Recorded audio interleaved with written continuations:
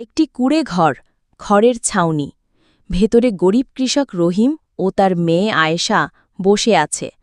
ঘরে মাটির হাঁড়ি পাতিল, সামান্য ভাত ও শুকনো তরকারি রাখা। আয়েশা, চোখে কৌতূহল। আব্বা, আমরা এত কষ্টে কেন থাকি? অন্যদের ঘরে তো অনেক কিছু আছে, আমাদের ভাগ্যে শুধু অভাবই কেন?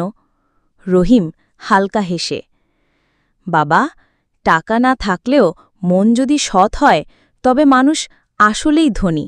আমাদের দৈন্য আছে, কিন্তু লোভ নেই, এটাই বড় সম্পদ। শীতের রাত, দরজার সামনে এক ভিখারি দাঁড়িয়ে আছে। ছেঁড়া কাপড় গায়ে, ঠান্ডায় কাঁপছে। রহিম দরজা খুলে তাকাচ্ছে, পেছনে আয়েশা বিস্মিত হয়ে দাঁড়ানো। হে আল্লাহর বান্দা, একটু আশ্রয় আর খাবার পেলে বাঁচতাম, সারা দিন কিছুই খাইনি। ভেতরে এসো ভাই, আমাদের ঘর ছোট, খাবারও অল্প, কিন্তু যতটুকু আছে তা তোমার সাথে ভাগ করব। দ্বিতীয় পার্ট দেখতে চাইলে ভিডিওটি সাবস্ক্রাইব করে পাশে থাকুন এবং লাইক করে দেন।